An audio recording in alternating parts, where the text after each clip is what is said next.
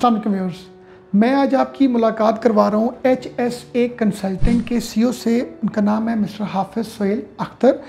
हम इनसे ये जानेंगे कि जोन से स्टूडेंट्स से अपनी डिग्री कंप्लीट कर चुके हैं, उसके बाद उनके पास क्या ऐसी गाइडेंस या कैसे उनके लिए डायरेक्शंस हैं जिनके थ्रू उनको PR मिले, उनको वहाँ की सिटीजनशिप मिले, वहाँ पर जॉब हंटिंग के हवाले से हम हाफिज़ साहब से जानेंगे कि क्या क्या ऐसे मेथड्स हैं। जी सर, बताएं कि डिग्री भी कंप्लीट हो गई स्टूडेंट की, उसके बाद क्या उसका जो है वो डायरेक्शन उसको आप एडवाइस करेंगे? देखिए जी, स्वीडन में मल्टीपल किस्म की ऑप्शन मिलती हैं during degree and after degree. During degree की पहले मैं बात करता हूँ, स्वीडन में ये बहुत वंडरफुल अपॉर्चुनिटी है कि when you complete your 30 credit hours, यानी आप एक सेमेस्टर कंप्लीट कर लेते हैं, देन स्वीडन आपको ये ऑप्शन देता है कि आप अपने स्टूडेंट वीज़ा को कन्वर्ट कर लें जॉब वीज़ा में या बिजनेस वीज़ा में।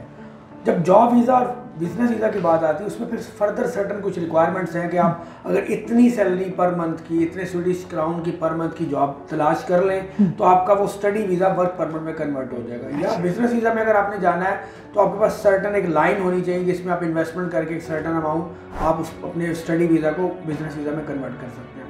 When you convert your visa from study visa to business visa or job visa, तो ना आपकी जो स्टडी की कॉस्ट है वो भी 50% पे आ जाती है। अच्छा, वो भी हाफ हो जाती है? हाफ हो जाती है, आपको स्कॉलरशिप मिल जाता है। दूसरा, ये एक सेगमेंट हो गया। दूसरा जो है, किसी भी और मुल्क की तरह स्वीडन की ये पॉलिसी भी बहुत अच्छी है कि after completion of your degree आपको 1 साल का जॉब सर्च वीज़ा मिलता है वहाँ पे। जॉब सर्च वीज़ा मिलता है, जिस तरह जर्मनी में 1.5 साल का मिलता है, हंगरी में 9 मंथ्स का मिलता है, UK में 2 इयर्स का PSW मिलता है। सो स्वीडन 1 साल का जॉब सर्च वीज़ा देता है। तो इस 1 साल के जॉब सर्च वीज़ा में अगर आप रेलिवेंट प्रोफेशनल जॉब तलाश कर लेते हैं और उसमें आपको वर्क परमिट मिल जाता है, देन उसमें आपको 2 इयर्स का वर्क परमिट मिलता है। एक्सटेंशन हो जाती है। यानी 2 साल का वर्क परमिट जब आपका पूरा हो गया, स्वीडन में आपके 3 साल पूरे हो गए तो आप 5 साल पूरे करने के बाद, यानी 2 इयर्स डिग्री, 3 इयर्स वैसे पूरे करने के बाद 5 साल जब आपके पूरे होते हैं, you can file your PR। और 3 साल के बाद अगेन आपको PR के बाद नेशनलिटी, यानी ऑलमोस्ट 8 to 10 इयर्स का ट्रैक बनता है टोटली। अगर स्मूथ चलता रहे तो आप वहाँ पे नेशनलिटी पासपोर्ट होल्डर बन जाते हैं। बट उसके लिए सबसे इंपॉर्टेंट है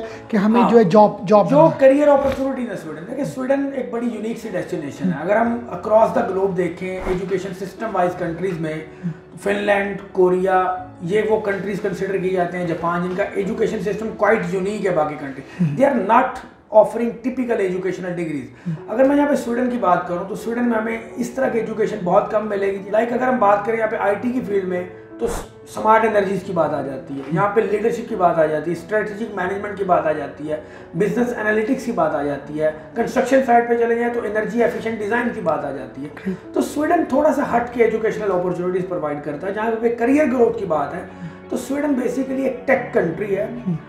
इनोवेशन है यहाँ पे, बहुत सारे multinational brands you might be knowing about that, like H&M वहाँ से ओरिजिनेट हुआ है, IKEA फर्नीचर वहाँ से ओरिजिनेट हुआ है, एरिक्सन वहाँ से ओरिजिनेट हुआ है। तो स्वीडन में आपको IT साइड पे ज़्यादा करियर अपॉर्चुनिटीज़ मिलती हैं।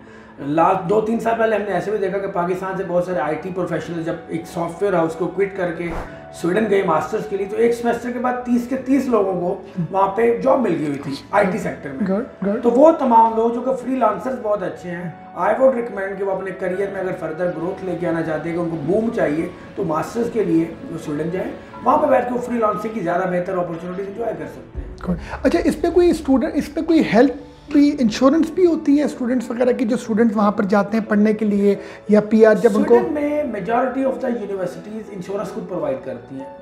Might be a few number of universities insurance, travel and health insurance apply नहीं करती। स्वीडन में हेल्थ इंश्योरेंस यूनिवर्सिटी के थ्रू प्रोवाइड की जाती है। उसके बाद जब जॉब मिलती है तो उनकी तरफ से भी उन पे हेल्थ कवरेज वो देते हैं, क्योंकि आप टैक्स पेयर हो जाते हैं। जब जॉब करते हैं आप टैक्स पे करते हैं, टैक्स में आपके तमाम, Sweden is a very good social economical country.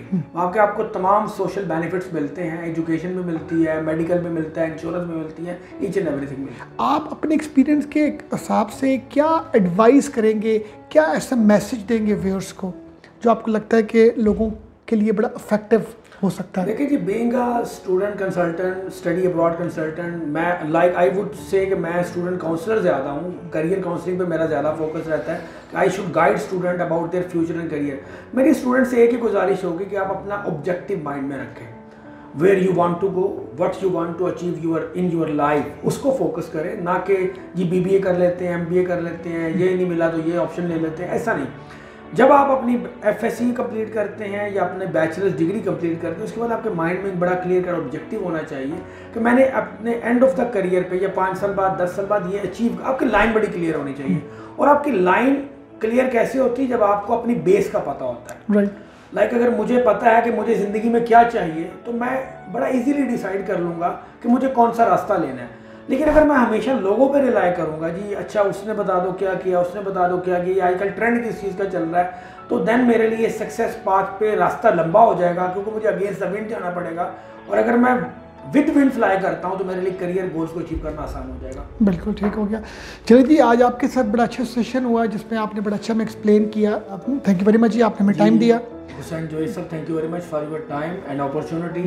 I would like कि हम बच्चों को, अपने यूथ को अच्छे अंदाज में गाइड कर सकें for their career, for their future, क्योंकि हमारा फ्यूचर एसेट है ये। और अनफॉर्चुनेटली हम पाकिस्तान में बहुत मिसलीड होते हैं, बहुत मिसगाइड होते हैं, तो इससे हमारे बहुत सारे प्रॉब्लम लेटर और जाके फ्यूचर में हमें फेस करने पड़ते हैं। और वो जब फेस करते हैं तो फिर उससे हमारी फैमिलीज़ को, जो स्टूडेंट हैं, उनको डैमेजेस होते हैं, हमारे स्टेट का नाम भी ख़राब होता है। तो हमें अपनी पूरा एक जो माइंड को बनाने के बाद, अपनी स्ट्रैटेजी सारी डिज़ाइन करने के बाद हमें जाना चाहिए बाहर पढ़ने के लिए, ये किसी भी वाले से।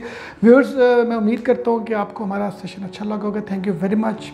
अल्लाह हाफ़िज़।